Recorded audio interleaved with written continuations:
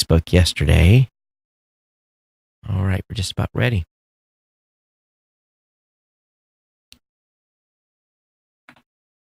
Hey everyone, welcome to the new media show. And yes, we're back. It's been a couple of weeks. It was Podfest that had Rob in Florida, and then my daughter's wedding had me in Florida, and then I extended a day, so we've pushed to Sunday, but we're back, Rob. Welcome.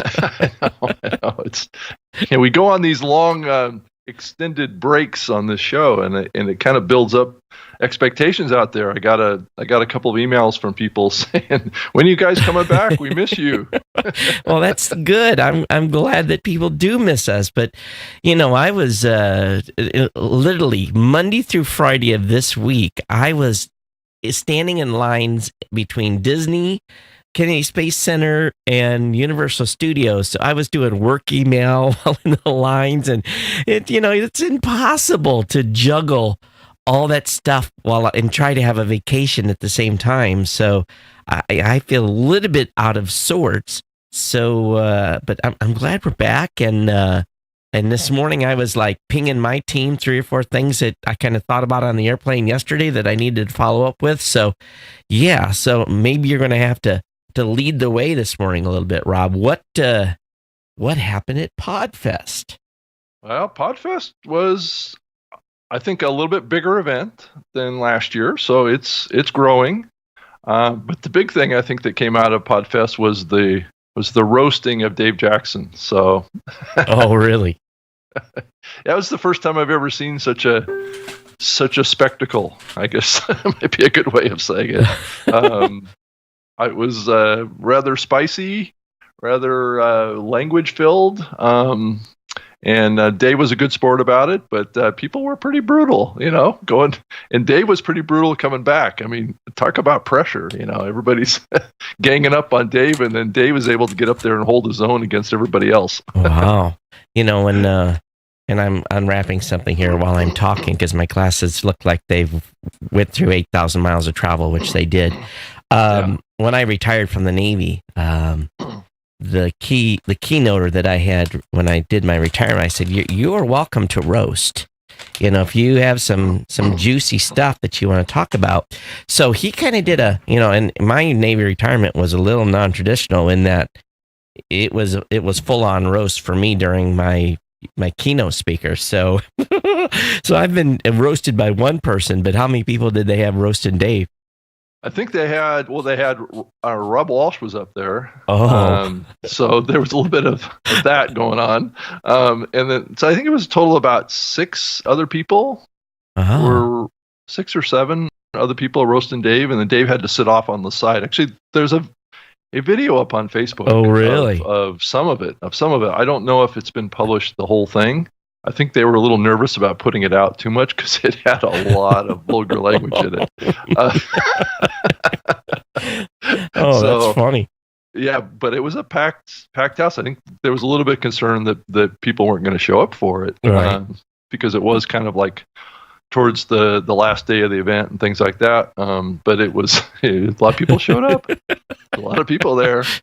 So it was a lot of fun though. Everybody had a great time. Dave, I think, felt humbled that everybody cared enough to beat him up. Well, that's good. Well, hopefully they'll continue that next year. And roasting could be, it takes a lot of guts to be up there and take that. Because it's done. That's Dave, though. That's right. Dave, though. Yeah.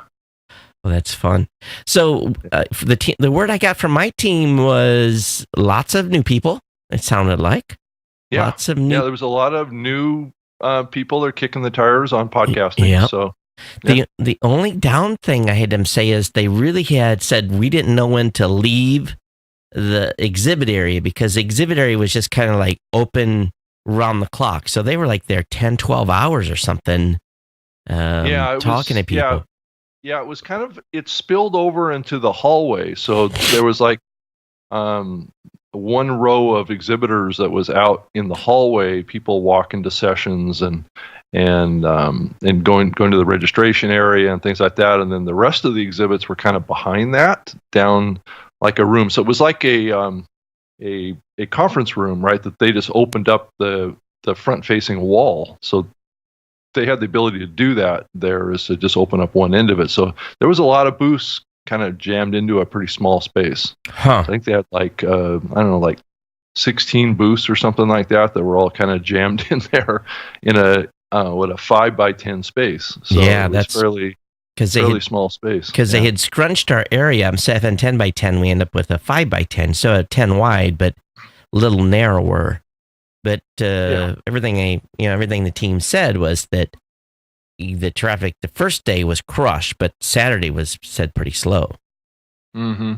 Well, it's fairly typical, of the conferences. It kind of fades over the duration of the event, and the traffic ebbs and flows with the flow of sessions that are happening. So, but it was, I mean, your initial comment was exactly right.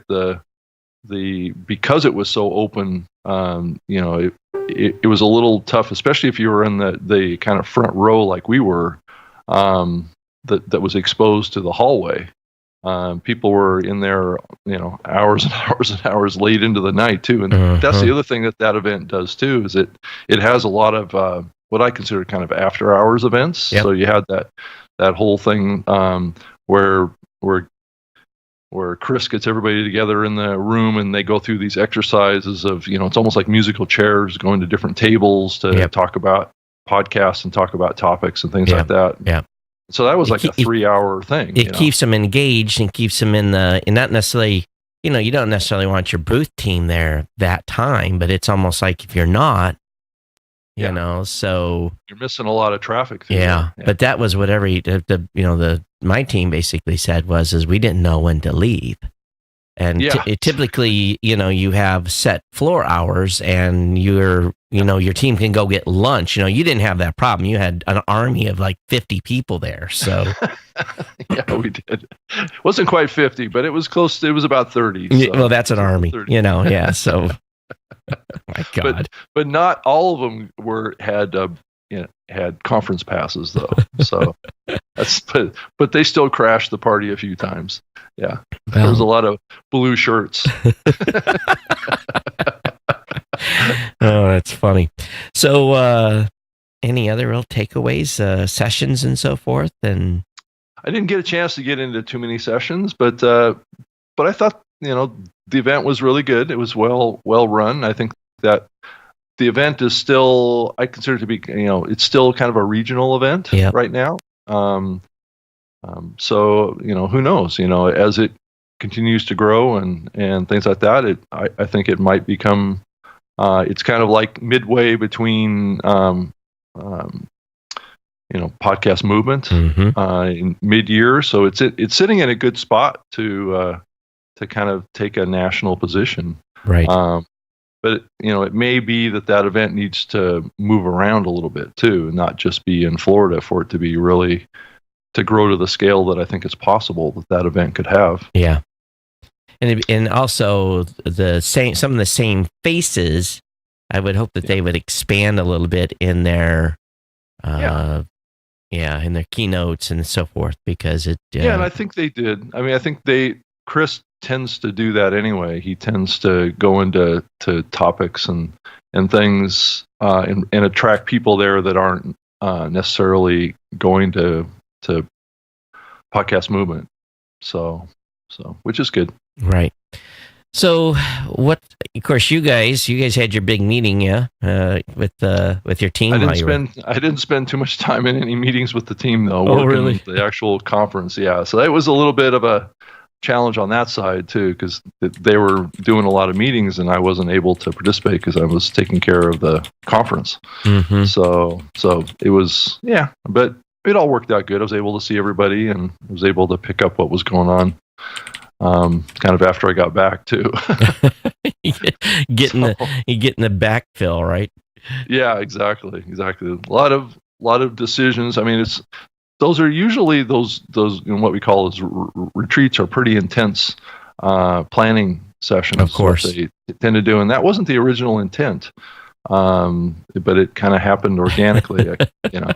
So you got some stuff maybe decided that you're like, Yeah, exactly. As I said, so what did you guys decide to do? Yeah. So I'm trying to come in and comment about that afterwards. Oh, I'm sure. Yeah, but anyway, it was great. It was great to have 80-degree weather, given where I'm coming from. Right. So lots of pool time for the team. Rob, and I didn't share it on Facebook, or anything like that, but I shared it with a little private group we have, and there was a great picture of you post-show. I know, exactly. I don't know who took it, though. I want to find out who took that picture and published it. Well, they didn't publish it. They did. A little birdie sent that to me via text message. I was like, okay. Yeah. They said, Rob's kind of tired. Everyone, and this was classic. It was like, I can't post it because it's not flattering at all. Rob is like, he's like sprawled out on this chair at the pool, and he literally looks like death warmed over. It's like what just ran over me was a Florida hurricane that got me. It was. It did look like you'd been on an all-night bender. That's what it looked like. It was just like I laughed. Who knows? I may have gone out drinking that night. Yeah. No. Well, knowing you, I know you don't drink, so that's ha ha ha. It's so I shared it with a few friends, and we got a little chuckle out of it at Rob's expense. But now I have to be careful because Rob's wait till Todd sleeps somewhere, and I'm going to get his. That's right. We have to be careful of these things. We see each other in compromising situations. That's right. But at least I didn't post it for the whole world to see. We may not have had a new media show had I done so. Yeah, but now you have something over me. I better be nice to you now, right? Oh no, I'd never do that. But anyway, so yeah. I'm glad you guys had a good time, and it sounds like the event was success. To be honest with you, I was like my team, what's going on? What's happening? How's the booth traffic? Anyone complaining? And it's so hard for me to step back, but I just couldn't afford to be in Florida for 2 weeks straight, and we flew out of here a week ago, Friday, I guess, or Thursday, and then did my daughter's wedding and the party, and man, the people in Florida know how to party. Yeah, and it was really hot. I mean, Florida's running unseasonably warm. So it was when we were down there too. Yeah, it was cooked. really I'm just absolutely, SPF 50, but I'm still, after 5 days in the sun, it's pow. It gets you. And Mackenzie and Mike did a great job of the booth. I went around and talked to them a little bit too. So yeah. Well, they said they talked to you, and of course, then Mackenzie was on a panel, so I guess that went okay. She said it went okay. Yep. So there was a little bit of bickering back and forth on that panel. Oh, really? on podcast hosting. You know, the world of podcast hosting panel. It was a little bit of kind of competitive thing when one company would say that, well, we do this, the other one says, well, yeah, we do that, but there's a little bit of that going on. Oh, nice. Yeah, nice. Exactly. Nice. In fact, it was a little spicy, but there weren't a lot of people in the room though, because they held that so early in the morning that people weren't up quite yet. Yeah, that's a problem, is your time slot. If you don't get a good time slot, you're screwed. Well, in that event, it started like 8 a.m. every day. Whoa. Which is a little brutal. That's 8 a.m. Yeah, exactly. So every day, that's when the exhibition area opened up, and that's when the session started. It was 8 a.m. I mean, Chris is like prompt in the morning, got to get going. Holy cow, that's unusual. 8? Yeah. 8 a.m. and then it, with all the after hours stuff going on, and it people usually goes until like 9 or 10 o'clock at night. And people drinking until midnight or 1, and then... Oh, it even went beyond that. Yeah. Oh, wow. Yeah, because I heard someone said there was like 2 or 3 o'clock in the morning, people were shutting down the pool area. Yep, exactly. Yep. So, most people it's such a short period of time that people have together. They want to spend time talking. Yeah. And most people can't, me, I'm 4 or 5 hours, I'm good. But most folks, they don't, 5 hours is not enough. They can't handle working on 5 hours. Yeah. So, of sleep. Yeah. For me, that's ops normal here. But Huh. Yeah. But anyway, that's not unusual at podcast conferences, though. But the 8 a.m. thing is the unusual one. So, Rob, any rumors, any scuttlebutt, anything going on that? I haven't heard any rumors. No juicy stuff. The only thing I can maybe a little hint at is that there's a big conference that's maybe coming back at some point. So podcast conference that happened this past year. So maybe I don't want to say, but yeah. Oh, so it might come back. It's looking pretty good. All right. So I have to budge that in for the fall. Yeah, it could be. Yeah, it could be after the first of the year, but yeah. Oh, all the way into 19. Yeah. Well, that would compete with these guys then if they did that. Mm-hmm. Yeah. That's not necessarily good. Yeah. Well, it's a different crowd too. So it is. Yeah. Well, if you haven't figured it out already, we're probably talking about PodCon. He won't say it, but I will. I'm not talking about PodCon. Oh. No. I'm not saying. I can't say. Another conference that may come back. All right. Well, I guess we'll see. Yeah. So. Was there any new companies there that you saw that were, putting their foot in the fire, or? Didn't really see anybody too dramatically new. There's a lot of the same exhibitors and things like that. Right. But as far as attendees go, I didn't see anybody from Apple there. Didn't see anybody from Anchor. Didn't see anybody from SoundCloud. Didn't see anybody from any of these new podcasting platforms, or the ones that they're getting all the think press. That they're all in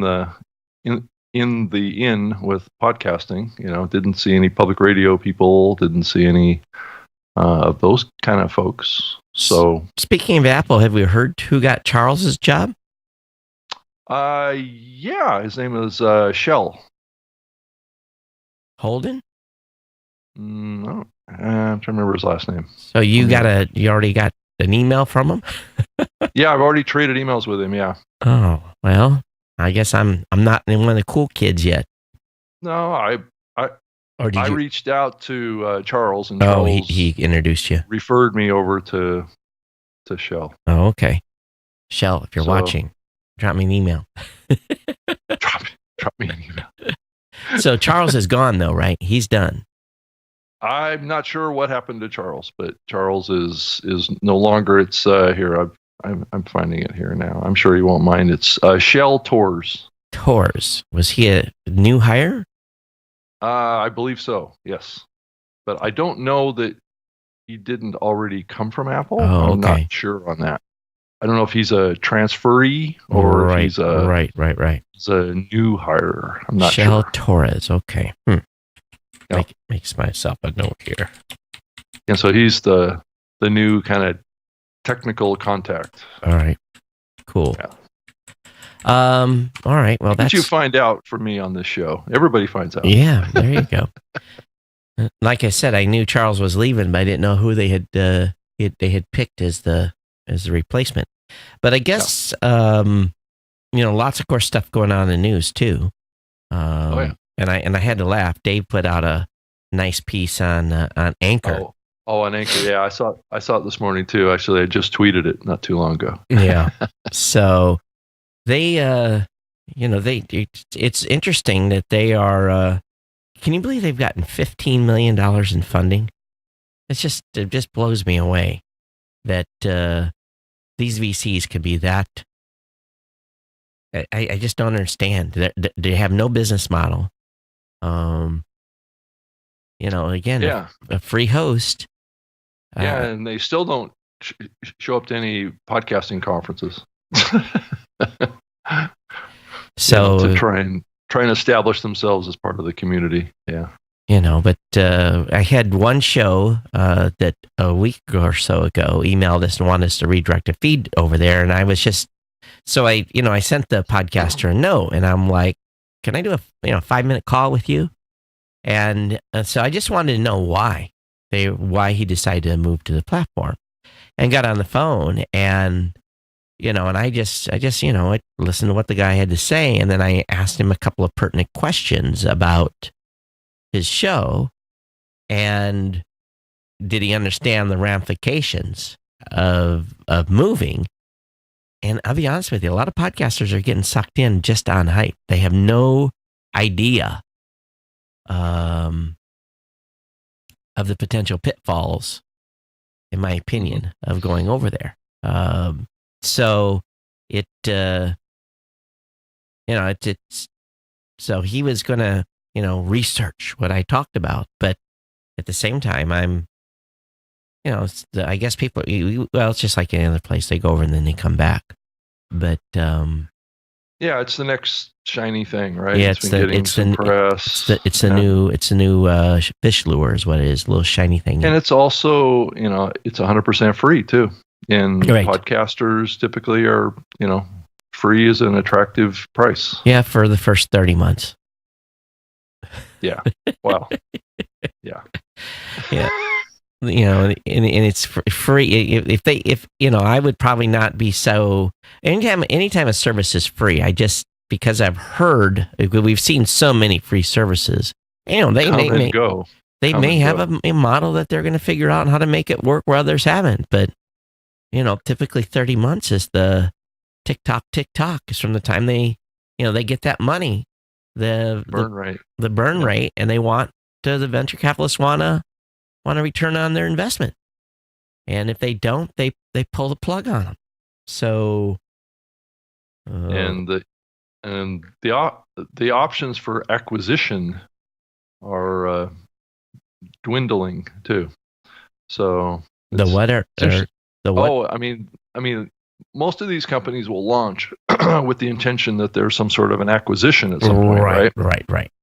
So that's investment comes in, and some big company comes in and scoops them up because they're getting traction in the market, they're building audience, and that makes them valuable. And I see that they're hiring a bunch of new people too. They've got 6 job openings. Well, they got $15 million to burn. They better be hiring people and figuring out what they're going to do. Yeah. So, so there's this whole, that's the purpose of doing this, right? Is to get a bunch of attention. And so I'm sure they're spending a lot of money on marketing and a lot of money on PR. Right. That's how they're getting, that's how they're getting these pieces. They're buying their way into these publications. They're using a PR firm, and people are pitching ideas. But there's not a lot of focus on, how supportive the platform is to the podcasting space or the podcaster. It's free. They've got, cool looking apps and things like that. But where's the meat or where's the beef, right? Yeah. Is the question. They can't have got it all figured out because they haven't been around long enough to figure it out, right? Yeah. So that's always the question. You always take a risk going with a platform like this that doesn't have proven tools, doesn't have proven stability, and that's every startup has that challenge, right? Yeah. So you're taking a gamble. I don't know if they have the ability to do a 301 redirect if you want to move. They say say they do. Do they? Okay. Well, that's something new. They say they do, but your feed and your iTunes listing is owned by them, and it's a mess. So we're talking a lot about them just because they, as Dave said, it's not the first, second, or third coming of podcasting. So, I just tell people, I'm not, just beware, buyer beware. Yeah. And it would be, it's fine if they can pull it together and become a good platform. There's probably room for all of us. Yeah. So it's just a matter of, is it a safe place for podcasters is the question. And I don't know that this platform caters to really, really big podcasters. I don't see it. I think it's an everyday, indie platform. Right. What it is. Well, we saw that Twitter lost their $70 million investment in SoundCloud. They basically had taken $70 million and invested it, and during their restructuring last year, they basically their investment got wiped out. So they took a $66 million loss. Why did they lose it? Is it? It's because of the restructuring, the $150 million restructuring that SoundCloud had to take to stay online. The initial investors got burned at the stake. Okay. Or investors, and the $470 million worth of investment money they had, or whatever it was crazy numbers. So they got diluted to a point where they lost most of their money. Yeah, Is that what happened? Yeah, they said they did a $66 million write-off on $70 million investment. How would you like to wake up to that in the morning? I don't think Twitter is going to be getting involved with SoundCloud anytime soon. No, again. I don't think so either. And who is going to come in and rescue SoundCloud? That's a very big question. Well, and they're on the clock. They probably have a 2-year run with 150 million, and they cut a bunch of people, so maybe a little more. But who knows? We'll have to see what happens with them. I just can't think of anybody. Unless a big radio network tries to buy them or something. But those guys aren't cash flush either. So, and I noticed that Scripps is selling off a lot of their radio stations. Yeah. So you're seeing a little bit of a divestiture coming with these media companies that own radio stations. We've got some friends at Scripps that listen to this show. Why don't you come on? We'd love to hear about if you can talk about it, the divestment of radio. Rob. Yeah. Love to hear you. And what's the thinking behind that? Are we going to see that happen more? And I know that there's been a lot of mergers and acquisitions and repositioning of companies over on the radio side for many months now. So, there's things happening over there. It's just, where's the beef, right? Yeah. Where's the money coming from? Now the advertisers are still with radio, so it's. That's the challenge that podcasting has, is how do we make an appealing tool for those folks to move over to the on-demand side. Yeah. So there was a rumor, or at least I saw something in a news briefing, that iHeart was back up on the top 10 list over at PodTrack. And after they fixed their autoplay issue with their player, but I didn't see how far they dropped. Did you get a chance, Rob, to look at that list to see if I can find that email? Yeah, is that a public? Yeah, it's PodTrack's monthly ranking thing or whatever they rank their the shows that they're on their stat system. So it's not. It's again they claim it's to be this podcasting wide thing, but it's really, in my opinion, false advertising. It's the shows that they measure. Okay. But it shows iHeart at the number 6th position with 612 active shows. It's by far the biggest number of shows. So is that all their shows, or is that just the shows that have been listed on iHeart? Do they have 600 shows of their own? Those are off of all their radio stations. A lot of them are actually hosted on Spreaker. So that's kind of funny. Yeah. So there are a lot of shows that are specific to radio stations around the country too. Right. So it shows them with 38 million downloads in January. Really? Yeah.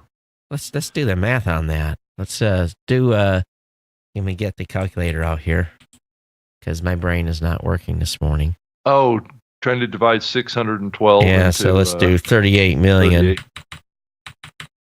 And we'll hit the little divide number here by 612 equals. They're saying then an average of, I'm just doing I don't believe this, 62,000. That would be 62,000 listens per show. Well, let's divide that by 4. Let's consume one show a week. That would be 15,000 listeners per show per week. That's an average, though, or a median. That's just a straight division. It's not using any real statistics. Yeah. So It's showing that that NPR is number one with it lists U.S. unique monthly audience for iHeart at 4,834,000, and it shows NPR at 16 million for U.S. unique monthly audience. Unique monthly audience. Yeah. So the number that I gave you before was global unique streams and downloads. Yeah, that's what we want anyway. What global? Yeah. This is a global medium. This isn't just the U.S. People got to quit thinking about. And I had matter of fact, had a call. I mean, a lot of advertisers are still thinking that way, though, and that's why they break it out like this. That's true. Well, I don't know. I personally have never used the iHeart app. Don't even have it on my phone, so have no reason to. Yeah, it shows. The top 10 is interesting. NPR number 2 is WNYC. Number 3 is How Stuff Works. Number 4 is PRX. Number 5 is This American Life Serial. Again, it's companies that Podtrack. It's companies that Podtrack measure. It's not a global thing. And the ESPN folks are in here too. Number 7, number 8. Which is interesting because we measure them, and Podtrack they do dual hat. Well, they're probably measuring with you and with them. They are. And they compare those numbers. Yeah, probably. they do. Yeah. And the New York Times is number 8, which is a little surprising. But and Wondery is number 9. That's interesting. That one's surprising too. And 10 is American Public Media. So, well, again, it's that East Coast bubble thing.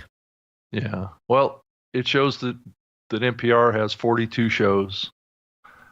Just 42 shows, and WNYC Studios has 48 shows. So WNYC actually has more shows than NPR, but have much smaller audience based on the actual numbers here. Yeah, so did you see this email that came out from iTunes on basically talking about improving your experience with podcasts on iTunes, and they've put together a few tips, reminders? Yeah, I think I saw an email that came out. That's been a few weeks ago now, right? Right. Yeah. But we've been gone a few weeks, and I had not actually seen it.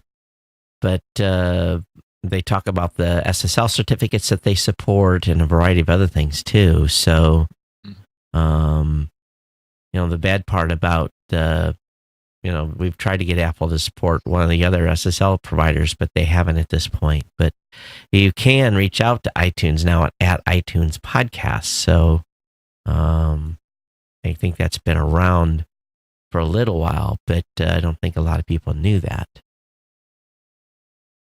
Yeah, I think you've been able to send an email, podcasts@apple.com, I thought, for a long time. Yeah. You can follow, but I think they approve every follower over there. Oh, okay. So this is not it looks like it's purely a way to communicate with them, and that's it.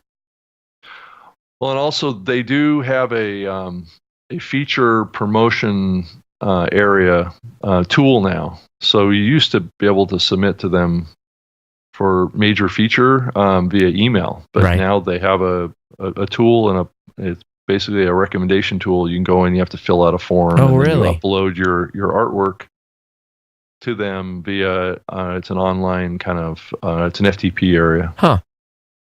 So yeah. All right. Let's see. There was one other thing I really wanted to talk about. I can't remember what.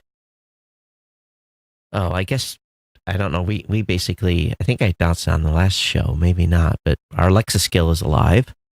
Oh, great. At Blueberry. Yep. So our first version of it anyway. So I put a tweet out about it this morning. It's called MyCast, and it's one of our trademarked things that we've had for many, many years. So it's not actually, you add it by, basically adding my cast to your skills list. Mhm. And plays Blueberry hosted.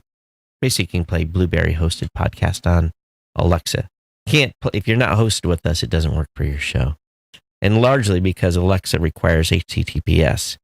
So if you don't have an HTTPS, all our media feeds and media links are HTTPS. So it's for us, we're able to at least support our hosting customers. But the HTTPS is starting to become a bigger and bigger thing.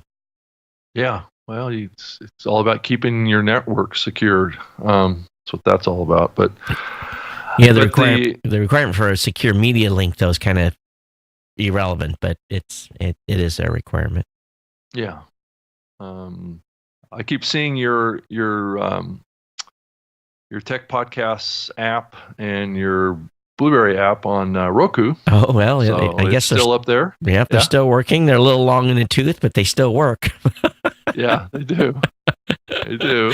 And I guess Roku is really hit its stride. I think it's a public company now, right? Yeah, I think so. But here's a crazy thing about the Roku is that in the early days, we had channels 13, 14, and 15 on Roku. We were really, really early. Yeah, you were early, yeah. Yeah, well, I mean, really early. I mean, when you had to had 4 or 5 of their partner ones, and then we were literally like in the first stack of shows because there was, we spent a lot of money in those early days to develop the Roku app because there was no tools, nothing. You just kind of had to figure it out on your own,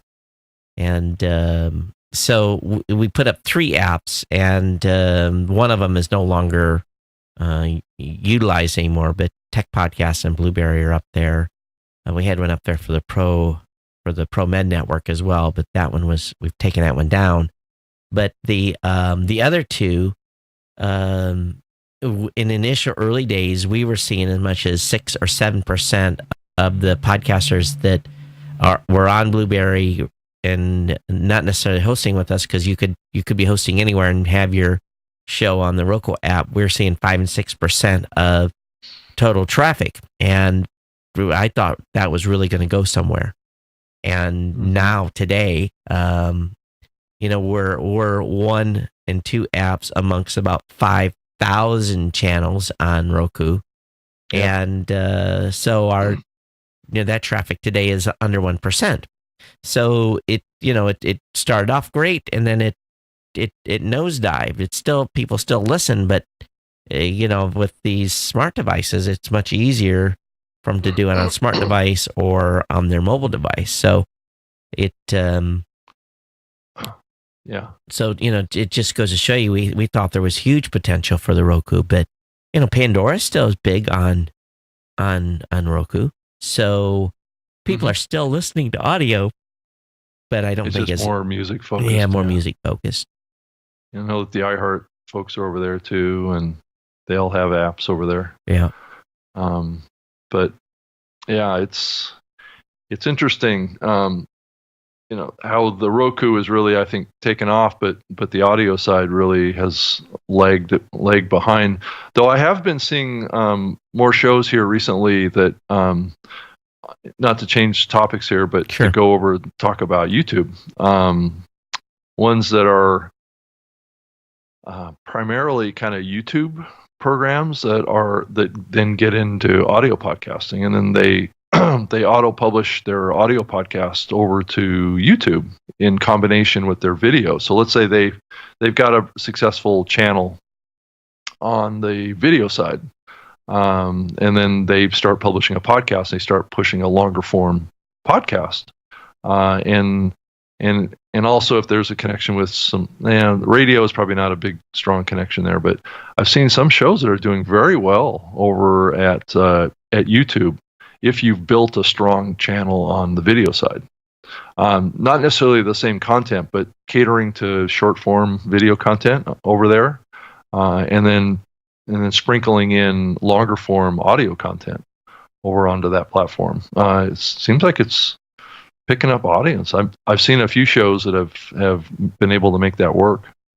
Well, I think too is what you end up having, Rob, is there are some differing opinions out there. There are some people are saying don't do it, but I know. But I'm been this firm believer from the beginning. I don't care where people listen, as long as they listen. I know, and I think it really depends on the content too. And I think if you're a strong kind of YouTube creator and you build a strong community over there around your YouTube videos, then you're more likely to get them to engage into longer form content over there. And over time, you're going to convert those people to listening to your longer form content, especially if it's longer form content that's maybe a longer version of the short videos. Yeah. And that's what I've seen work so far. Is that you do like those typical 5 to 10 minute videos, and then you basically have an audio podcast that goes for 30 minutes or so on the same topic. Right. It's like moving them from teasing them, getting them watching to a topic on the video side, and then transitioning them over to listening to more depth on the audio side.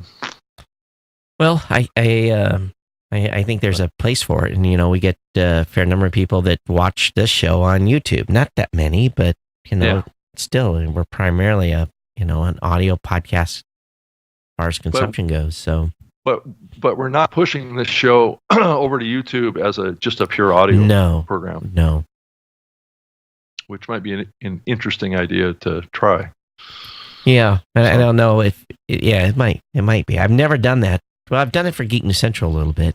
Have you? Yeah, and I don't know. I do videos, so I don't feel the need to put an audio only program over there. It might be worth a Well, it might be interesting to have both over there. I think might be an interesting thing to try. Yeah, and just see which one gets more traction. But I don't know. I go to YouTube to watch videos. I don't go to there to listen to audio primarily.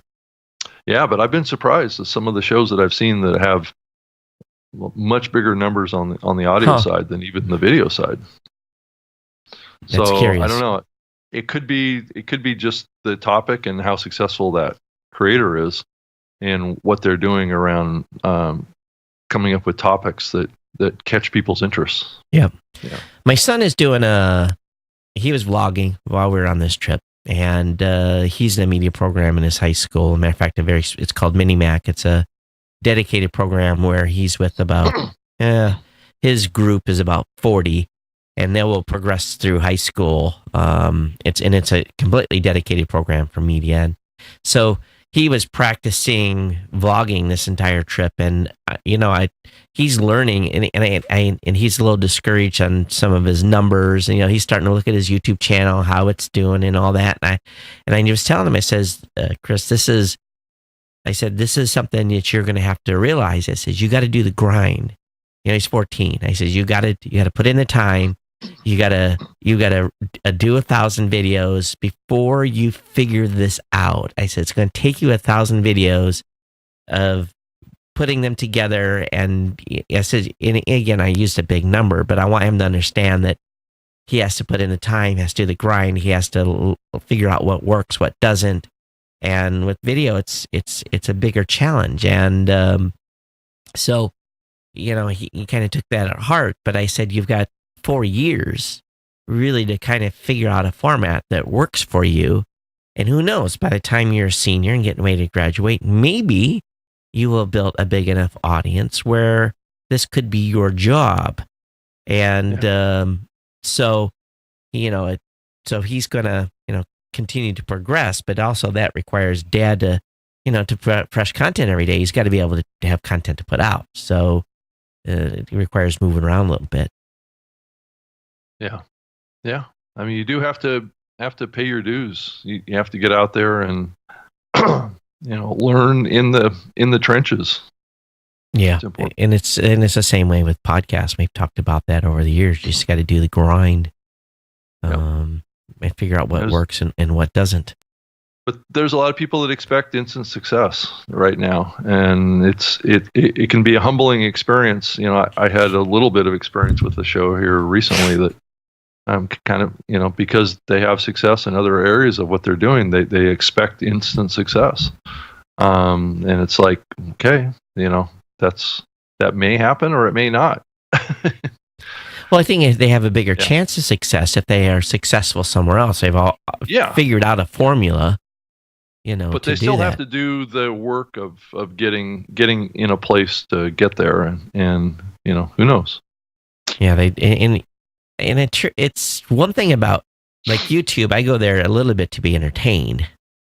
I don't necessarily go there to be engaged and act.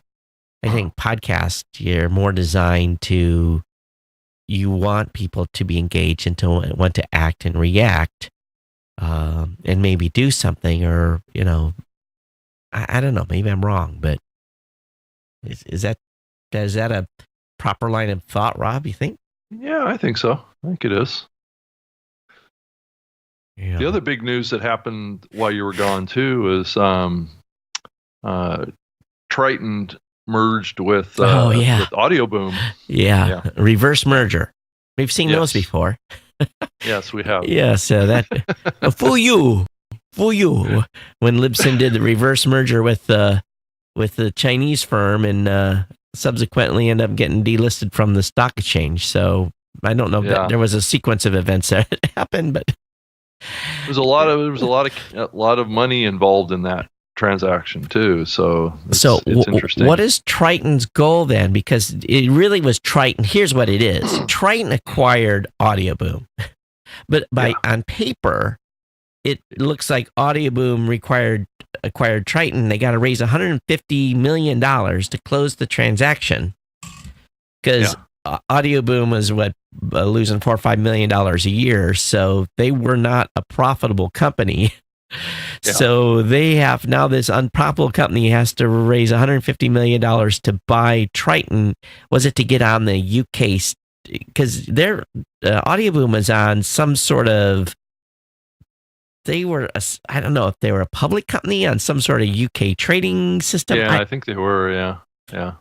So plus, it's odd to me.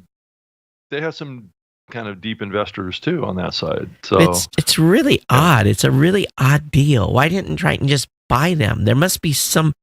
I was working through my head trying to figure out what's the play, because the reason that the Chinese firm reverse acquired with Libsyn was, or whatever, it was Libsyn's parent company, but they wanted to go public in the U.S. They wanted to be public in the U.S. Yeah. And that didn't work out very well. Ended up with Rob getting a bunch of gray hair over a couple of year period. Yeah. And then they put their stock symbol up as "Fool you." Foo-hoo. It was on "Fool you." Anyway, so what is the play there?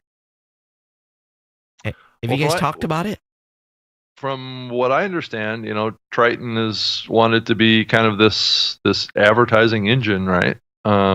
That's been trying to drive ads into content plays. So you think about the combination of the two. Well, I understand the acquisition, but I'm trying to figure out the structure of the acquisition.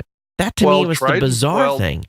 The bottom line is who's the executive team running it? Triton. It's Triton. All right. So that's really all you need to know. I know, but I was just trying to figure out paperwork-wise why they wanted to do it the other way, because isn't Triton already a public company? That I couldn't say for sure. I'm not sure. Maybe not. That may be the reason, is they're not a public company, and they wanted to be. Well, you just go public then. Well, it's probably a little easier to do a reverse acquisition into a public company. Triton Holding, Public Company Limited, formerly known as Live Incorporated, is a limited. Okay. Oh, wait a minute. This is not the same thing. It's not the same. This is some Hong Kong. What is Triton's actual name? Triton what? Triton Digital, I believe. Yeah. Triton. Digital. Okay. Let me go to the Wikipedia. Oh, Triton Digital is a private company. Okay, Triton is a private company. Okay, so maybe that's the reason. That's the reason. And then since Audio Boom is a public company, it's much easier for them to put out an offering. So Audio Boom is a public company. Let me see if I can figure out where they're listed. There's list. I don't know why they're not listed. Because I thought that the Audio Boom folks had to raise on the public markets like $160 million. Right, they do. So that's why they did it that way. It seems like, anyway. Okay, they're listed on the London Stock Exchange. Yeah. Okay. It's easier for them to raise that money over there than it is for Triton to raise money here, probably. And Triton is largely based out of Canada. So maybe between Canada and the UK, that was an easier deal to go the other way. They do have an office down in, I think it's Thousand Oaks down in Los Angeles. Yeah, too. but I think that's their major office. Yeah. I thought their headquarters was in Canada, though. Or is I think it is, probably. I'm not sure. That's a good question. Yeah. Well, no, maybe it is Sherman Oaks, California. Well, anyway, it's definitely an interesting move. And so, anyway, yeah, so someone scored there. Sounds like Audio Boom scored. Audio Boom founders scored. But I don't know. We'll have to. Well, I mean, Triton's going to be running the show, though. And I do wonder, do they really understand the podcasting space? You know, they've tried, so it'll be an I think there's. It's going to be interesting to watch this one. Okay, so Triton Digital has offices in Atlanta, London, Los Angeles, and it lists Los Angeles and Sherman Oaks as their headquarters. Oh, okay. And then they have offices. They do have an office up in Montreal, but the majority of they have an office in London. So, and then Atlanta, New York. Looks like South Africa. Office in South Africa too. That's interesting. Yeah. Okay. So someone was asking me, or someone was chatting about Libsyn in the chat. I missed part of the chat, but basically Libsyn is now Pink Sheets. Just so you know, they were on the regular stock exchange and they got delisted from the regular stock exchange. Now they're a Pink Sheet company. You can buy stock in Libsyn, but it's Pink Sheets, which is the name for penny stock, right? Yeah. So, and they're doing bad, or it's a bad place to be. It's not a bad place to be. It's just And the reporting requirements and financial result requirements are completely different than being listed on the stock exchange. The regular, like on the Dow or the Nasdaq. Yeah, and I mean, and Libsyn's not big enough to be listed in probably either one of those. So, they were. It makes sense that they are. Well, that's because they were part of that other entity out of China. Well, they were before the entity in China, and there was a whole reason. Oh, they were. Yeah, they got in trouble. There was a whole reason why they got delisted. Yeah. Okay. Yeah, and investor lawsuits and a whole bunch of other stuff that their insurance company had to pay big on. Yeah. So it wasn't Libsyn specifically; it was Libsyn's parent company that got delisted. And I did talk to Rob down at I'm talking about Rob Walsh down at Podfest, because he was down there, and he said he's going to join us after he gets finished with some basketball activities he's involved in. It seems like he's been doing basketball stuff for a year straight. He's always playing basketball. No, he's not the one. He's the coach. So. Oh, okay. So that's why. And it's usually on Saturdays or Sundays or whatever, so it's usually on the weekends. But makes sense. I think he'll be able to join us. So where's the next big acquisition going to happen? Who knows? Yeah, that's the question. Who knows? It's going to be interesting to see. I think there's going to be more activity coming in the radio side, but I don't know how that impacts podcasting actually. Yeah. So, it's more restructuring changes over there, but on the podcasting side, I don't know. I'm not sure that there is going to be a whole lot in the short run here. Well, it's fun to watch. I continue to say our business is booming. We're busy. So I feel guilty now because I've got a pile stuff I have to get caught up on. And it just, Yeah. I know you guys are busy just because of everything you guys got going on too. Oh yeah, we launched the Box Nest thing and trying to work out all of the stuff with that too. Yep. And having all these brands that we are working with now is keeping us busy. Oh yeah, and that can be. Yeah, I would say just from an outside observer, good luck with that. I know. Yeah, it's too many brands in my opinion, but it is what it is. Well, I mean, the truth of the matter is that if you look at it from the outside looking in, there's customers, that are there using these brands, and we have to support them. Well, of course, of course. Can't just you can't abandon. Yep. What? My daughter's asked me something. What do you want? Oh, well, I told you not to weigh yourself till the morning. We were all talking about how much weight we gained from this trip. And I only weigh myself in the morning, so I stepped on the scale this morning, and I'm only 2 pounds up for the trip. So my daughter was a little bit more, and she was concerned. And this morning, it's just not as bad as as she was expecting it to be. So yeah, you can't weigh yourself on a travel day. Matter of fact, you won't get back to normal for 2 or 3 days after travel. Mm-hmm. So the other thing that's coming up here in March is the Rain News Podcast Business Summit that's going on back in New York. You going to that? It's looking like it. Yeah, we're a sponsor of that event. Yeah, so we're not doing any pay to play, so we're not going.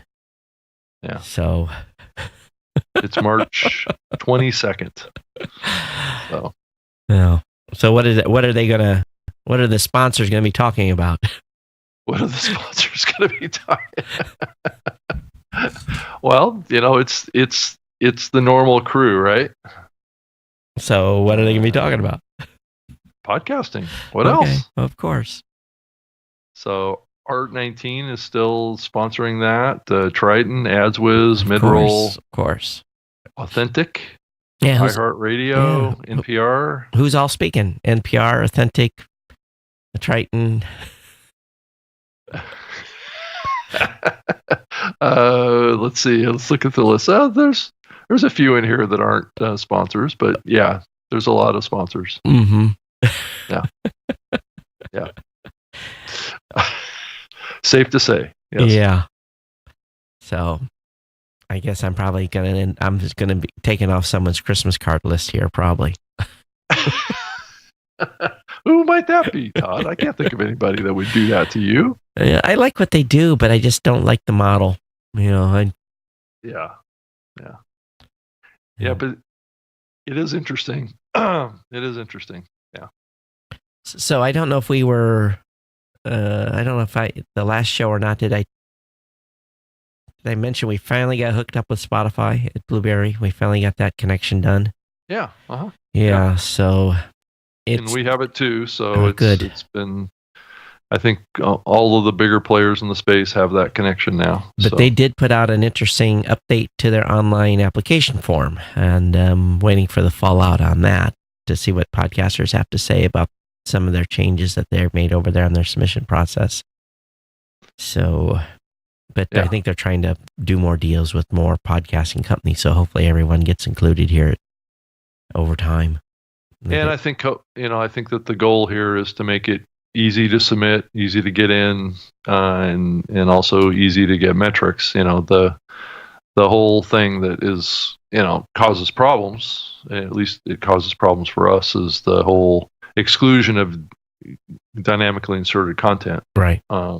Which creates other challenges in the long run. And I'm not sure what that model for them turns out to look like, if they're going to be doing it. Is there going to be a revenue share with content? What's the bigger goal around advertising? Everyone just wants to be over there. I don't think they're thinking about the most podcasters are not thinking about the long-term effects of being over there and having ads run against their content. I don't think they're thinking about that at all. The majority of podcasters are not. Yeah. It's the cool platform, I guess. Yeah. The question next is where's Pandora come in? Now, they've been in the news a little bit talking. So, where's Pandora going to go next? That's the Well, I question. think that they're going to. They also announced a deal to do more programmatic ad insertion, ad placement on their platform too. I believe they did a deal with AdsWiz, I believe. So I think it was who they had to deal with. I'm trying to remember, but anyway, they're definitely moving towards more of a model that would be a little bit more, more, more available to podcast type content, more on demand content. So it'll be interesting to see their evolution here. I'm sure they're seeing what Spotify's doing and iHeart's doing, and they're probably going to follow suit. Podvader's in chat, and he says, "I'm still saying the Emperor has no clothes." So I'm not sure what that is in reference to. Yes. Is there some context there that you can add, Rob? Well, I think there's these platforms that are coming in, and I believe Pandora would be one of them that are caching content, is kind of breaking the monetization ecosystem. And unless they bring something to the table on that, it's not really right that they do that. It's very possible that Google may do the same thing. I should say they already are with Google Play. They're caching episodes, so that's breaking the monetization models as well. So unless they're going to bring something to the table to compensate podcasters that want to monetize, there's going to be a set of content that they're either not going to get, or they're going to have to do special deals with, or something. Right. There's a downside to their models like this, and I believe that one of the reasons that they're doing these models is because that's their current infrastructure is built to support music, which is playlist driven, and they control the ad insertion and the ad placements and things like that.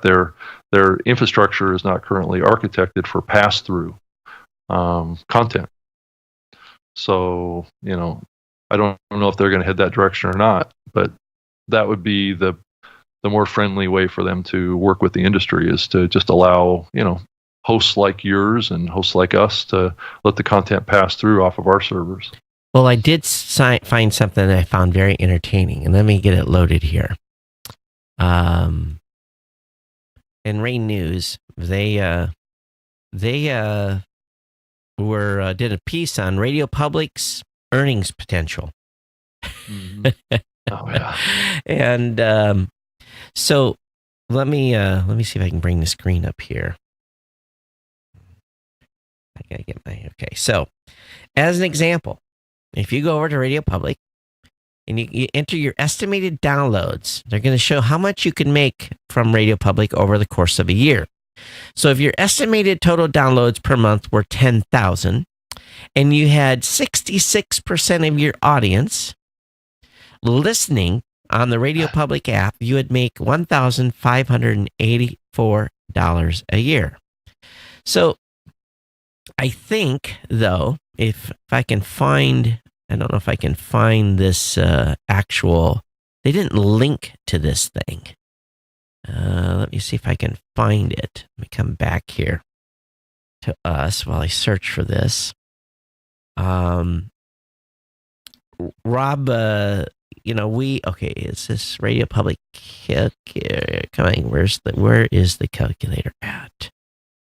I'm finding it everywhere except for the Radio Public website. How can I is this the page? All right, here's the here's the calculator. Oh. All right, so let's say that is this oh, they just did screenshots. Come on, give me the link to the stupid thing.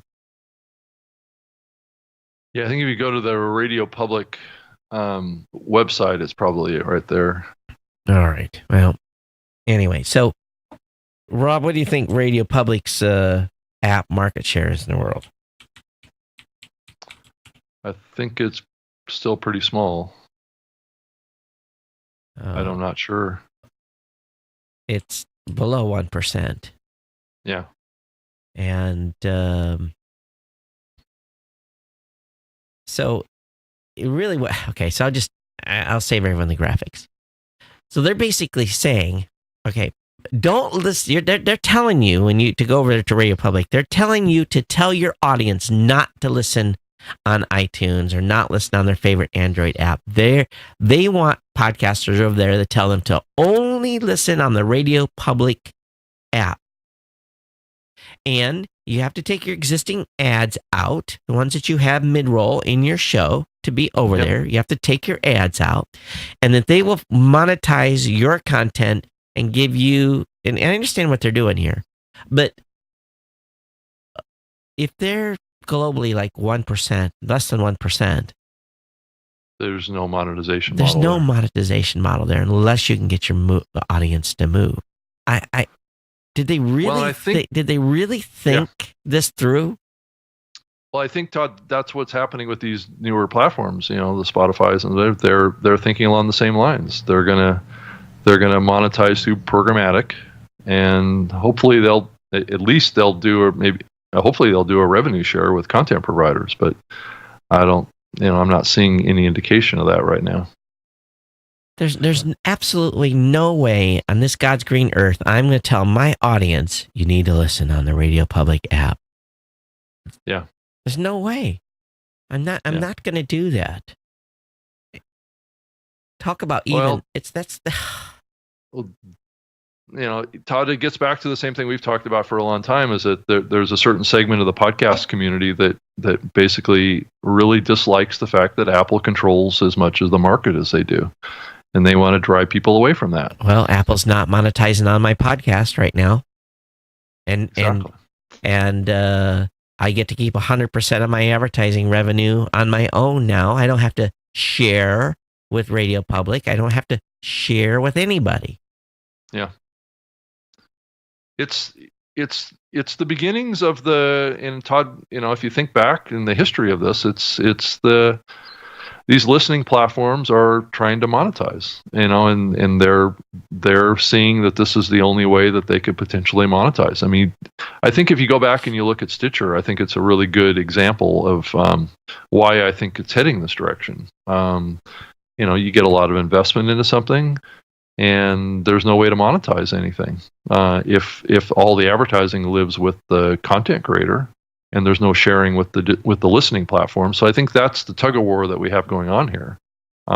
Is it, in driving audience to a singular app that then can be monetized, does drive a certain amount of monetization to the development process to create, terrific listening environments. But this is the battle. This is the battle of the ages, and I believe this is the battle that we're coming into in the podcasting space. That is going to be a defining issue, and there's going to be winners and losers in this.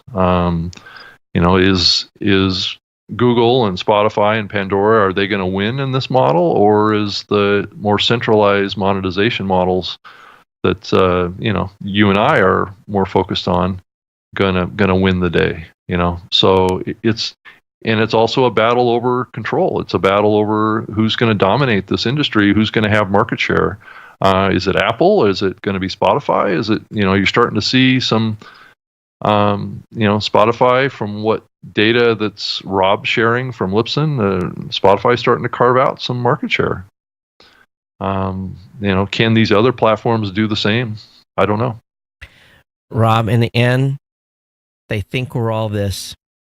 Yeah, that's right.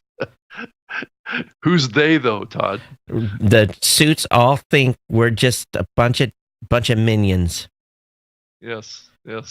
But here's the suits. But Todd, are we becoming the suits? Here's my thought to that. You see the minion holding the thumbs down sign? Yeah.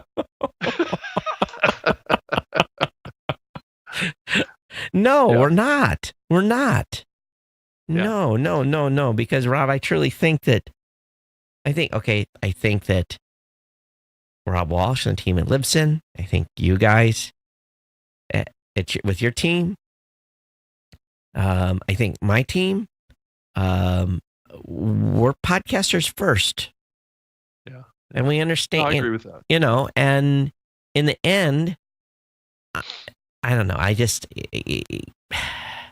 again, it's a shiny object syndrome, but we're cautioning. We're doing our best to caution podcasters to understand what they're getting into when they go on other platforms. And if you don't get a percentage of the advertising revenue, that's the price for being on their platform. And I have no problem with any company monetizing content, as long as I know that ahead of time that they're going to do that. They're going to put a pre-roll or post-roll on my content. As long as I know that ahead of time, I know I'm not going to get no revenue share, I'm cool. As long as I can continue to mid-roll and bake in my own advertising, I'm fine with what these platforms do personally. That's my opinion. They got to make money. They got to stay in business. I'm cool with that. I have no problem with them making money. We can't expect a free ride everywhere that we go. Yeah. Because believe it or not, bandwidth does cost money, and there are, free models don't work. So they have to be able to monetize. So I'm cool with them making money against my content, as long as I can continue to have my ads and my content. But as soon as they tell me you have to remove your advertising, then I'll just say, sorry, I don't want to be on your platform no more. Yeah. I don't think any of these guys are saying that you have to remove baked in. Only Radio Public did. They're the only ones. Oh, really? So no advertising at all. That's my understanding. And if I'm wrong, someone correct me. Yeah, and that's driving platforms like yours and ours to have to create separate feeds for all these guys. Well, And that's the part that I'm wrestling with right now, is in order to get content. If we're going to play the game on revenue shares and trying to drive revenue to podcasters, utilizing dynamic ad insertion type of technologies, irregardless of what the content is, it's from an advertising perspective, whether it's pre-recorded host reads or short radio-like ads or whatever, based on where the advertising community is right now. What's wrong is that you're limiting the podcaster's ability to earn a living on doing their show.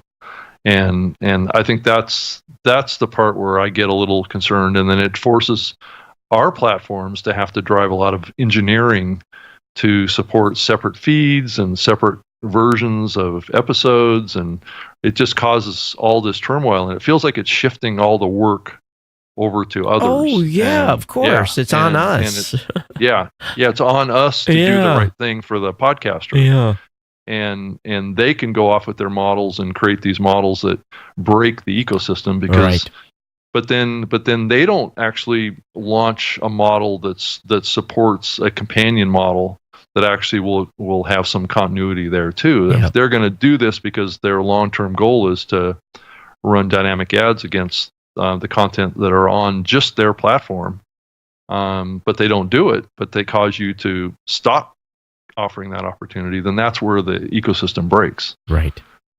So, I'm just not sure if this is a conscious decision on the part of these platforms to do it this way, or if it's just a platform limitation that they have. It's how they're not willing to put the engineering in to be able. Now, Stitcher did. Stitcher finally figured it out. And they got beat up into doing it though over successive years, right? Right. And that's kind of what we're doing right now on this show, is we're kind of beating up these guys, saying, you got to play fair with everybody in the industry. And what it boils down to, so just so everyone understands, if you're wondering what the hell are they talking about, what it is they are caching the files. So when you put your media file up in your RSS feed, it updates, and they pull your media, they pull it into the system. That's the file with the ad that you have in it. They get served. If you want that ad changed, if you're on a dynamic insertion system and you want the ad deal runs dry and you want to replace the ad that is now being played on a specific platform that caches, you can't. You can't change your ad. So the ad that you have stays up there in perpetuity with the old ad in it. This is the problem. So where Stitcher in the early years, they pulled and cached, and then over consecutive years of being beat up about it, they said you can turn this off and you can have your media served from your RSS feed natively, so that as your advertising updated, whoever listened on Stitcher got your fresh ad. That didn't stop them from advertising against your content, but at least your natively baked in ad was updated. Yeah, and that's where it breaks the ecosystem, because plus you're not getting credit for that ad play either. So even if it got captured with the ad inserted content in there and it gets played for perpetuity, right? Yep. You're not even getting credit for that play. So you're not even getting paid on it. And that's the other downside. In Spotify, they're updating their API for stat. Yeah. So we will be able to pull out the play data on that to be able to get it, so that there will be, it's going to be a different kind of reporting. It's not. I mean, it's going to be based on of course, they don't even want content that has any dynamic inserted content in it, which makes sense for what's going on, I guess. But you can have an ad on Spotify. You can have an ad in your content on Spotify. You can. They specifically in their contract say it has to be a host read. Right, it has to be a host read. Right. And they say dynamically inserted advertisements are not allowed, and if you have it in the content that's submitted to there, that they can ban that program from being in the catalog. So that could mean like a Geico ad that's the Geico. Yeah. Correct. Yeah. Or it could be I mean, actually, I don't know how they would be able to tell a dynamically inserted host read. They probably wouldn't be able to tell, but they wouldn't be able to tell. It's an MP3 file. Yeah, yeah, but that still limits your ability to change that ad out. That ad will always be in there in Spotify. Yeah, and there are certain restrictions on certain type of ads too that can't be run as well, specific categories. Yeah, yeah. So until we get these issues worked out, it's a conflict, and it shifts development resources over onto our platforms. Yeah, that's what I'm doing right now. I'm waiting on the dev team to deliver me something for a platform. Yeah. Yeah. Yeah. Yeah. So, but anyway, that's they definitely there's no adapting to us. We're adapting to them. Yeah. And it's still a little bit up in the air right now whether or not it's all worth it with these guys too. I mean, I think probably Spotify it's looking like it's worth it, but as we've said many times on the show, this is probably the first indication that podcasts on a music platform has started to work as far as gathering audience. It's the test will be time. Yeah. And if audiences come back and listen on Spotify again and again and again and again, versus just because, what I'm going to be telling them as they're listening on Spotify is come to geeknewscentral.com or come to newmediashow.com and subscribe to the podcast. I'm going to be telling them that every episode that I want them to do that. And I guess what has changed about these platforms being good places for listening to podcasts? Maybe it's just the buzz about it. Maybe it's But yet, it's just the timing of it. But yet, the Apple Podcast Analytics still prove, no matter what people want to consider, is that download is still king by heavy margins. You haven't hear no one talking about that. No one else. Has anyone heard anyone else talking about some of the metrics that they're seeing out of Podcast Analytics is proving that on demand is still king? No one's talking about that.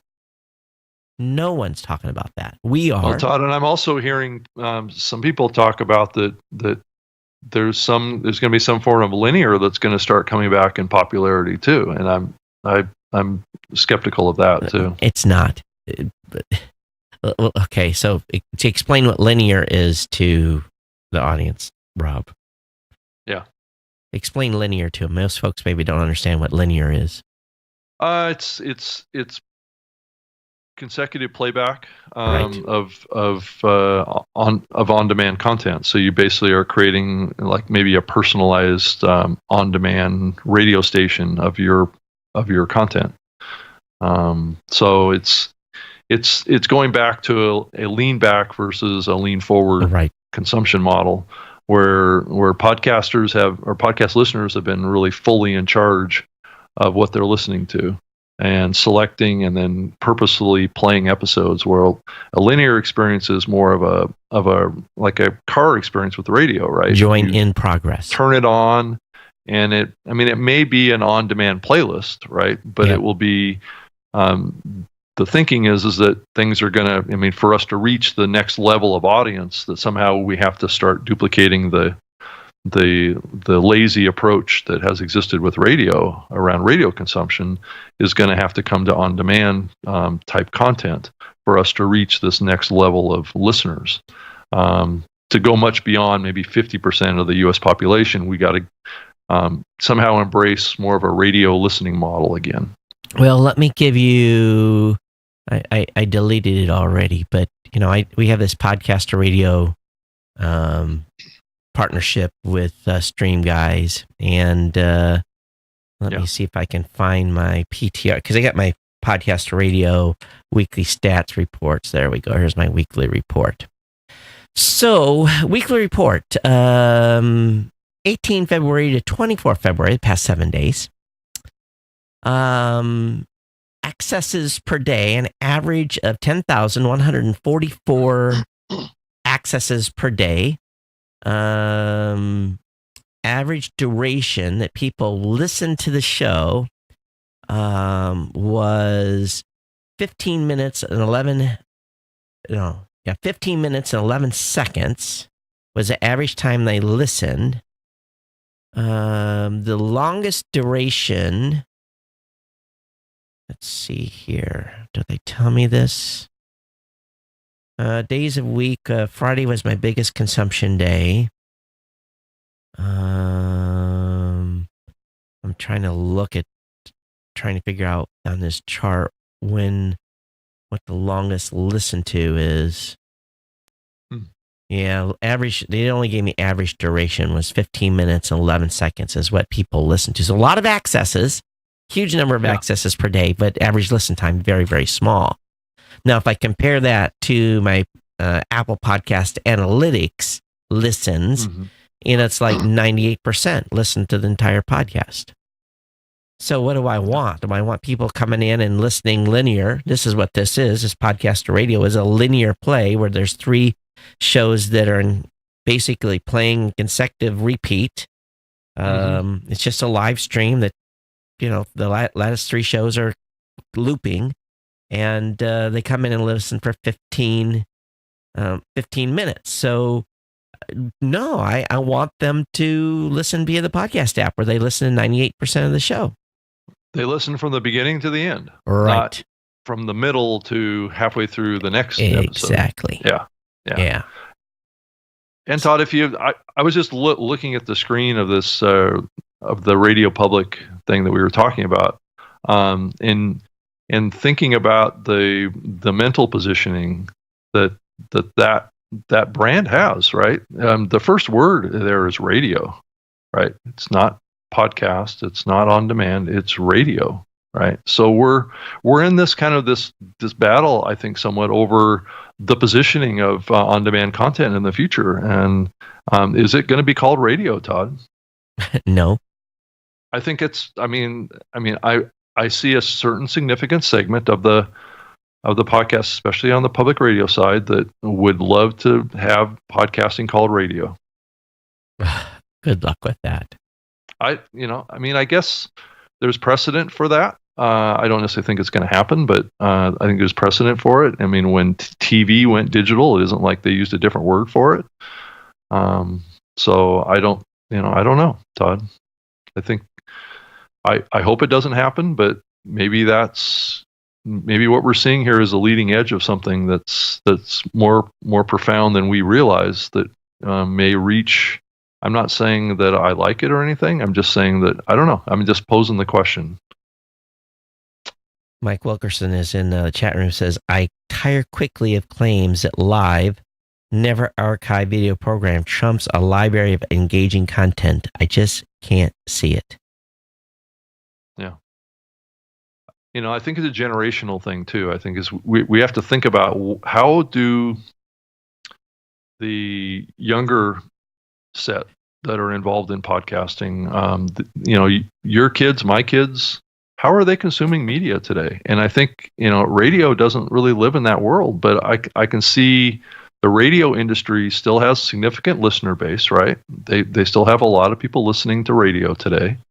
And are they going to put their energy behind trying to convert their audience over to on demand radio? No, on demand radio. They will when it's too late. Yeah. Okay. Fair enough. They will when it's too late. Yeah. There's not enough. There's no radio's still local. So, what do I listen to radio for in the morning? Drive. What's happening on drive? What's going on with traffic? Yeah. And then as soon as I get the traffic report, or actually what I do now is I load Waze. I just load Waze, put my destination in, and I see how long it's going to take. I know what traffic is. But then I'll listen to the traffic report. Sometimes they'll tell me whether the zipper lane, which is a high-speed lane we have here, is, well, high-speed, 30 instead of 5 miles per hour, whether or not it's moving or not. And I'll listen to that because Waze can't tell me whether or not the zipper lane works good. So I don't listen to local radio. But I guess part of what I'm asking here is there a concerted effort on the part of radio to the future to broaden the scope of what radio means? But Rob, okay, let's think about what radio is. Okay, I know, but what it is today and what they would like it to be in the future is what I'm talking about. Well, I know, but if you look at what it really is there are stations that are, you got your FM, you got jazz, you've got your talk, you've got your you've got your sports channels. There's 4 or 5 categories, right, of genre. In so what is going to be killed first? This is Hot Rock 100. That's the channel that's gone first. Because everyone's going to Pandora or Spotify and listen to Hot Rock 100. The top 100 hits on those apps. No one's going to radio to listen to Hot Rock 100. Maybe there's a jock you like on there. Who knows? But what may stay is what's still going to be valuable is the sports channels. Nothing but sports. They don't have music programming. It's sports 24/7, enough to drive you insane. So that channel is going to survive. But can that go to a podcast? Sure, it surely can. But it's going to serve a purpose because they're going to be talking about the game from last night live. Have people calling in and talking about how that quarterback made a mistake, whatever. That's going to live. News is going to live. Your Rush, your Hannity's, your Laura Ingram's, that's going to survive.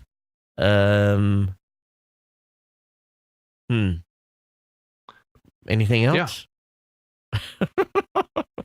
Yeah.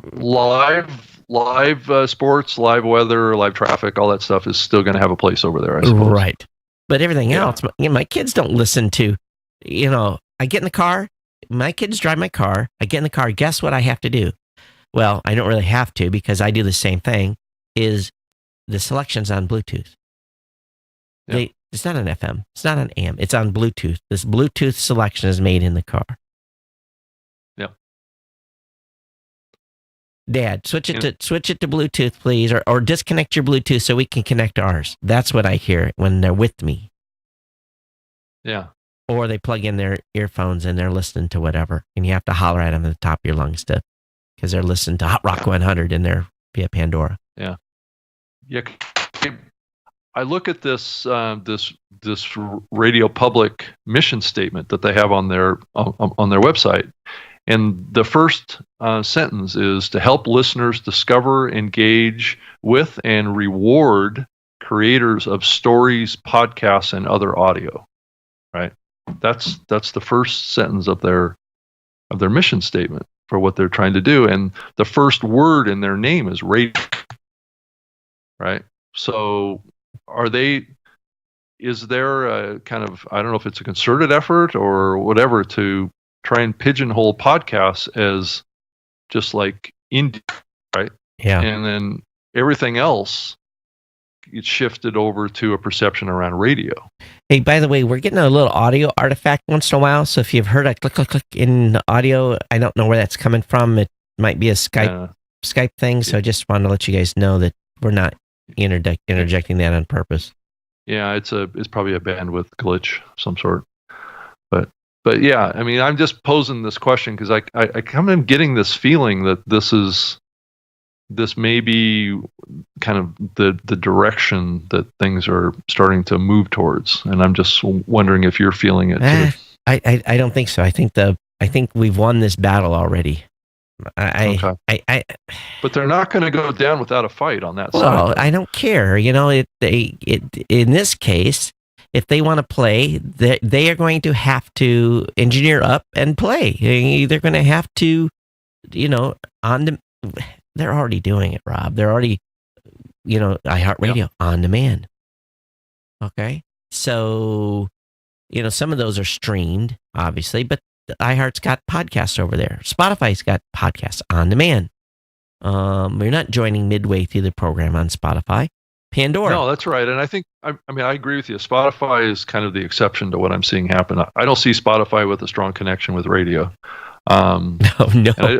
If anyone's anti-radio, yeah, exactly. But I do see like Pandora kind of like you know, they've always had this infrastructure that was like, it felt like it was radio-like, right? Well, it had to, because that's what they were transitioning people from.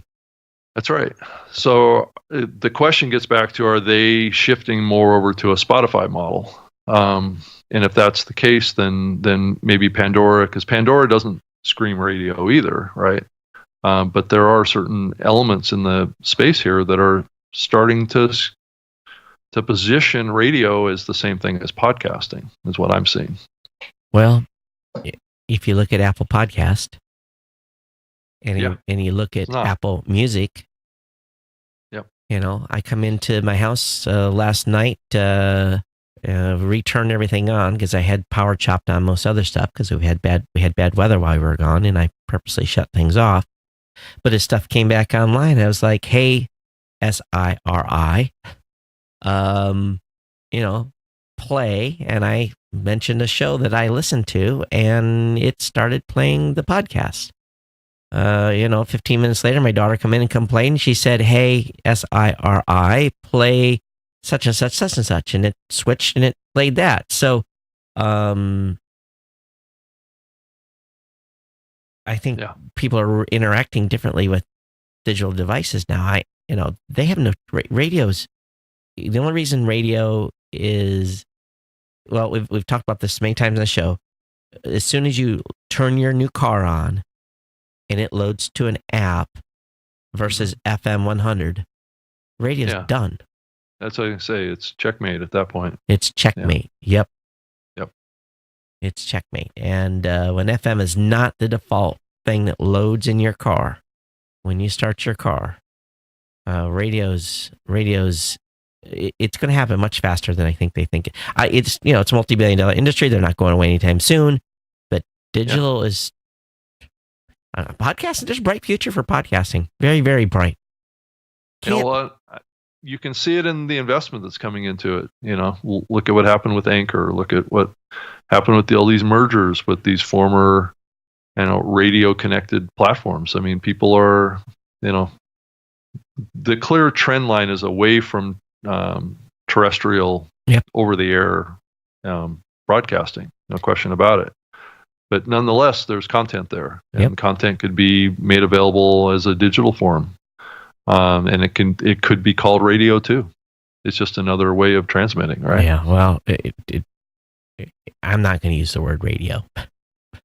Radio. No, but I still see people launching shows using the name radio in their podcasts. So it's, this line is a little blurry at times. I would agree with you 100% that the vast majority of the successful shows out there these days don't say anything about radio. Mike is saying, I can vividly remember talking about podcasting to the legacy radio folks, and the guess was, "Oh, that's cute." Now, though, some people call their radio saved iTunes a podcast. That's not how it works. He says, every time Rob mentions the word radio, I cringe.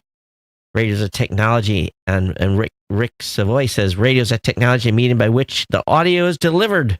The electromagnetic radio waves. Calling a podcast radio and when it isn't delivered via the medium of radio is not radio. Yeah. Hey, well, that cuts to the chase of the distinction, right? Yeah. It does. I'm not. The radio folks, they're going to have to join the party at some point. We'll be here ready to embrace them, welcome them with open arms. As a service provider, come on down. We've got some new. You have to have a new budget line. We're ready for you. Yes. And you don't need a license, and you can say all the dirty words you want. You don't have to worry about the FCC. But you're not getting your show heard in India. And so don't worry. You could listen. Yeah, you could have your show listen. Well, you can. And that's another thing. Oh, hey, Honolulu radio stations. Oh, guess what? You can be heard throughout the world. That's right. But certain countries don't like, certain language. Right? Yeah, that's true. But it doesn't stop someone from that. Banned. It doesn't stop someone from that country subscribing via the raw RSS feed. Just remember, ultimately, let's bring this back into perspective. Okay, so let's say you have a explicit show on iTunes, and it's not allowed to be shown in the Apple playlist in India. Well, there's this beautiful thing, this little orange RSS, or this little thing is called an RSS feed that someone in India can still grab and can still manually subscribe to. Censors can't stop podcasts. But Todd, didn't you get the memo that RSS is not cool anymore? We're not supposed to be putting out RSS feeds anymore. RSS is the ultimate, that's what we need to remind people of. RSS is the ultimate It's open source distribution. Yeah, you can't stop it. Now the country can block the feed through a firewall like China can. Yeah. That still could happen. It probably does. But ultimately countries can say you can't listen to this programming, but because of the RSS feed, as long as they don't block it, it's mute. Yeah. There are no gatekeepers. As long as RSS feed remains the key way podcasts are distributed, and podcast applications will allow you to subscribe to a raw RSS feed, there are and never will be any gatekeepers. Spotify can do what they want to do.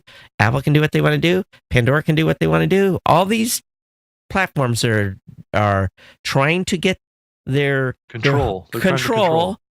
Yeah. There is no control. They've lost it. And we've had that in existence since 2003, 2004 with RSS feeds. And if you go back and you look at the culture, and Todd, we don't talk about this as much as we probably should, but when this medium started, there was a completely different culture than even exists today. Oh, completely different. It was stick it to the man, F you, F you radio. Media. Yep, it was like, we're not going to have any kind of monetization. We're pure, when I rebel radio. When I took money to write, audio. when I announced I did my book deal, and that I had gotten paid to do my book deal, and half my audience left because they revolted because I monetized. Yeah. Back in those days, people didn't like shows that had advertising in it. And it wasn't even advertising. I got paid to do a book, and I sold know. out. Yeah. Think about that for a minute, folks. I That's lost where this half started. my audience. Yeah. The front page of Wired magazine in 2005, Todd, had a picture of a bullet going through a radio, talking about this medium. We have so forgot where we came from. I know, exactly. So this has been, I hate to say, but it has been a little bit of a battle for us to establish our place in the media ecosystem. I'm glad Spotify's here. I'm glad Pandora's looking like they're going to play, and I'm happy iHeart's here. It's, again, I don't care. I just want my content heard. Yeah, I don't care where. Don't care where. But the listeners drive what happens, right? It's this is a fairly democratic medium. Right? But it's my job to steer my audience where to go. That's right. Yep. That's the difference here. It's my job, if someone's listening to my show on a platform, I'm saying, you need to come back to Mission Control, you need to come back to newmediashow.com, or you need to come back to geeknewscentral.com, and you need to subscribe to my show on the website and come back and read the content and visit daily and read what my writers are putting up. It's my job to drive them back and get them where I want them to listen. And again, I don't force them, but it's my way to kind of direct traffic of the people that listen. And that way, I guarantee, because the first thing I tell them, I want you to subscribe. First thing I do is you got to go to the website, you got to subscribe. You got to subscribe, you got to subscribe, you got to subscribe. Yeah. But Todd, since then, since the 2005, 2006, we've seen a steady change to the medium, right? That's been more accepting of monetization, of course, making money. Yep. More and more people. I mean, I remember the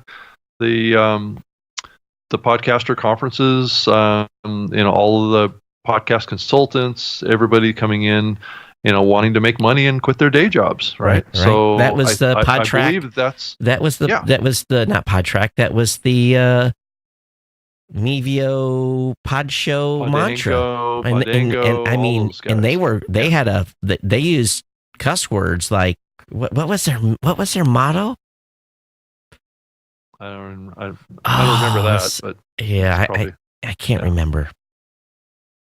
But we've been evolving more and more since 2005 to being much more accepting of monetization, advertising in podcasts, because that was just a natural evolution. A lot of people in the industry wanted to work on podcasting full time. They wanted to make a career out of it. Yeah. Back in those days, there were very few careers or people making money with podcasting. Just didn't exist. Mike says you can still see that in forums we're in. Oh no, I ain't selling out when people talk about looking for monetization. I think the people that there are, hey, and don't get me wrong, anyone that wants to do a pure show with no advertising, those that want to monetize, those that don't care, guess what? There's no rules. Do what you want. That's right. Exactly. And I think now more than ever, I think that there's more exception. It's more accepted, right? It's more than it was back in the early days, because we've seen this shift happen. It takes a lot of work to produce a podcast. A lot of people have learned over the years that to do a quality show takes dedication and focus and money to actually do it. There's a lot of people. Can't just be for free. There's a lot of people that blow me. I'm just blown away by the number of people they're paying people to. To do things for their podcast. Huge. Right? Now I'm guilty. Yeah. I've got a person that I now pay to help me do show prep. But I was just trying to get a few hours back. But for 1,100 episodes, it was me. So. But I guess that's a sign of the times that people are using resources that are available and they're spending money. So of course if they're spending big money, and again, I've got a sponsor, so I'm able to do that without coming out of pocket. Well, I come out of pocket. It just goes against my bottom line. But for me, it's worth it at this point. But if you're not making any money and you're paying someone to do this work, then monetization is probably pretty high in your list. Yeah, that's true.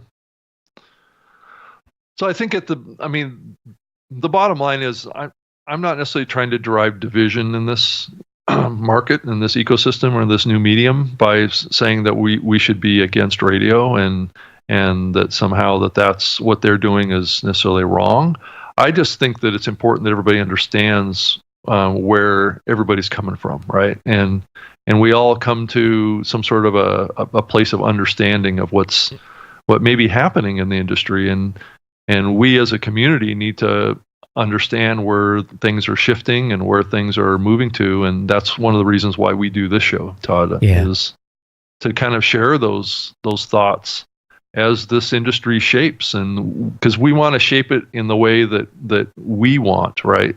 Not just me, and not just you, but how the community wants it to shape into, and what it means to us as we look to the future. Well, Rob, we don't necessarily want big companies coming in and forcing us to do something that isn't right for the medium. They're not forcing me to do nothing. Yeah. So Rick says, I saw the opposite at Podfest. At least half the discussions were about monetization. Of course, there's huge desire to monetize. Yeah, and we're not really saying we're against that. We're just saying that we need to understand these developments with these bigger companies coming in and how that's going to impact that. Yeah. And in the end, let's just be frank. You want to monetize, you got to build a big audience. You want to monetize and have a quit your day job type of income. You have to build a big audience. That's what it boils down to. And how do you build a big audience? You grind, you do the work. And I submitted my session for Podcast Movement. Submitted it on the airplane, paid $24.95 for internet that was slow as molasses, and submitted my session for Podcast Movement. And I'm really focusing on it. Part of my thing is podcasters need to diversify. They need to do more than do their podcast. Because they're not going to build a big audience that they can monetize. Just some will, but most won't, unless they have a multi-hone strategy to get her done. Yeah, and let's not give the wrong impression entirely here, Todd. Either is that you and I, with the platforms that we work on, I believe we've been thinking more and more about how to drive revenue to smaller shows. So I think that's the other big thing that I think is going to evolve, is that this limitation that only huge shows can make money. We're going to try and figure this out. I think we have a solution for it. I think both of us do. We both know. Well, I've monetized small shows from the get-go.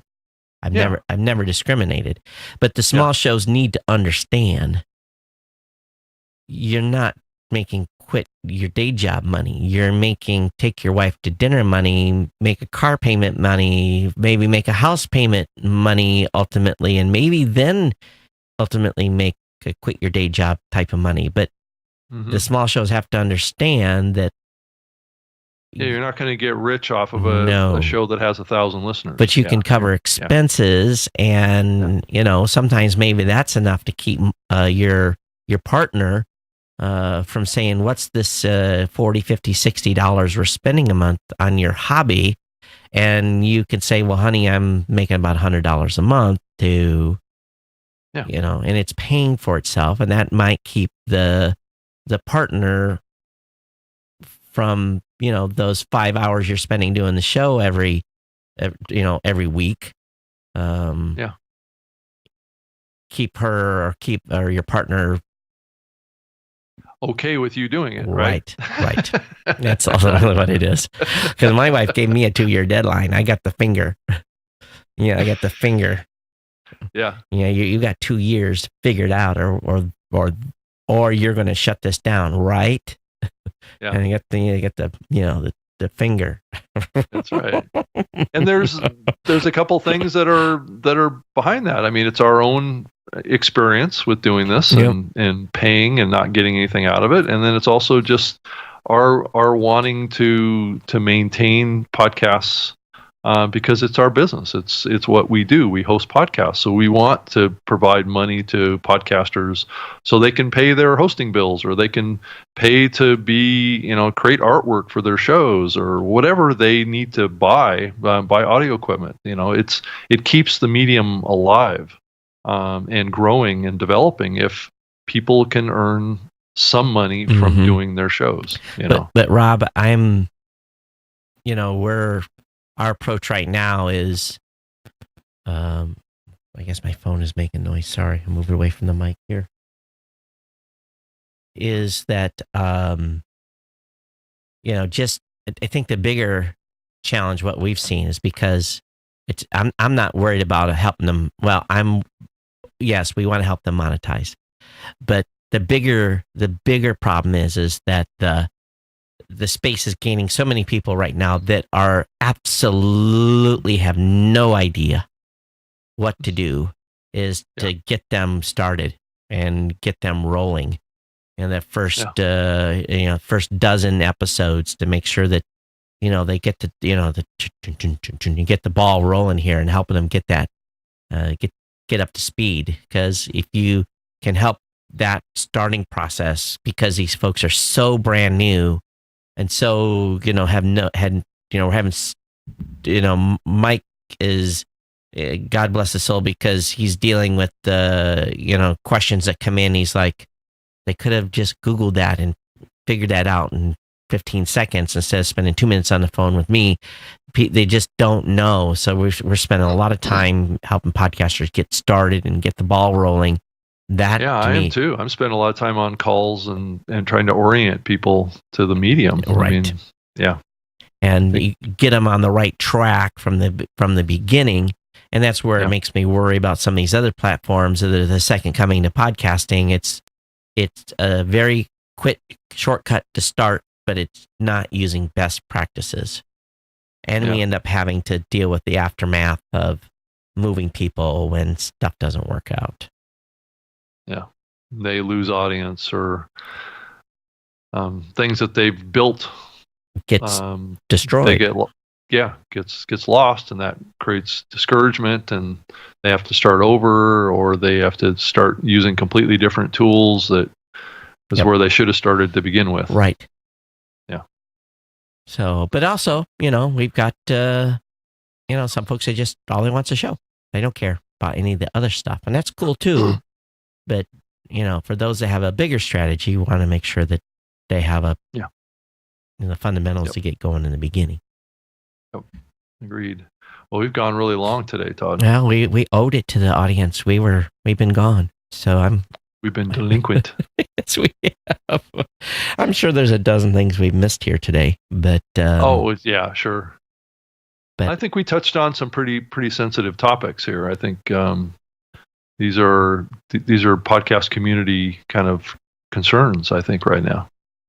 So, yeah. Mike says something else to bear in mind here is that doing it for nothing also equates to time experience to become a centerpiece of knowledge. That's building a business skill set too. So it wasn't for nothing. That's true.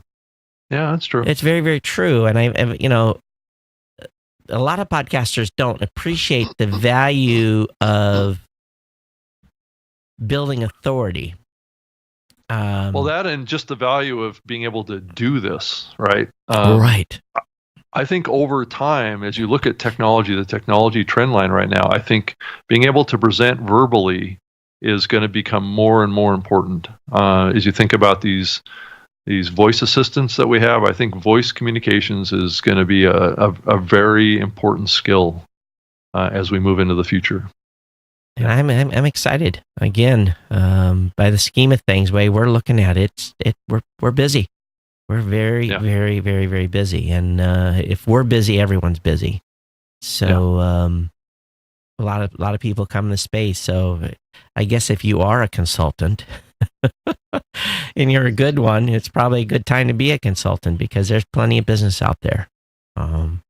Based on the numbers I'm seeing, at least. So yeah. Okay, everyone.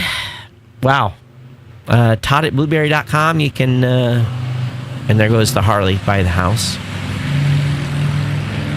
A Harley, or is that a lawnmower? Oh, that's a Harley. I could tell. Yeah, that was a Harley. Sorry. That was not able to be overcome by the compressor there. But anyway, Todd at blueberry.com. At Geek News is the Twitter address for me, or of course at Blueberry as well for the company. Rob? I'm on Twitter too, at Rob Greenlee, and that's with 2 E's. And I can be reached at rob at voxnest.com. Go check out Voxnest and what we're doing over there. We're helping podcasters earn some money. So go check out Dynamo, and also I can be found on my website at robgreenlee.com too. And of course, we'll be back here next week, same time on Saturday. We'll be back to our regular schedule. Also, I think we're smooth sailing all the way through probably NAB. So, and then my schedule kind of gets crazy. So we're going to be having to do some word minutia for me, because I'm actually going to be on travel for the 3 weeks following NAB, Rob. So we'll be doing audio only shows, post NAB. So at least until the week of May 6th, I'm spending time in Columbus. Going to be doing all the things that a CEO of a podcast company has to do. Yes. And being on an extended road trip. So much fun. But anyway, everyone, we'll talk with you soon. We'll be back here next week. Thanks for being on the New Me Show. Please subscribe to the show so that way you don't miss a single episode. Take care. We'll see you next week. Bye-bye.